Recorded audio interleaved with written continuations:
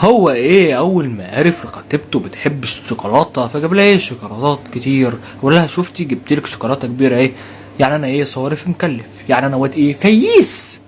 انا بقى اعلمك ازاي تاكل الشوكولاته ديت. شفتي تاكل الشوكولاته كده، شفتي كمان في ايه شوكولاته جوه ايه، انا برضك اعلمك ازاي تاكليها. الله دي حلوه قوي. عرفتي ازاي تاكل الشوكولاته ديت. وبعد ايه ما اكلها قال لها كده تفصى، كده تفصى تاكلي الشوكولاته دي كلها لوحدك. قالت له انت اللي كلتها. لا انا ما بحبش الشوكولاته، انا بحب الشوكولاته بالبسكويت. قالت له ما هي. قال لها ما علينا.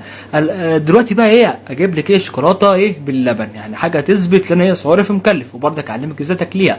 وبعد ما اكلها قال لها تفصى، يا تفصى تاني برضك تاني شوكولاته تاكليها تفصى لوحدك. قالت له انت كلتها. لا ما علينا.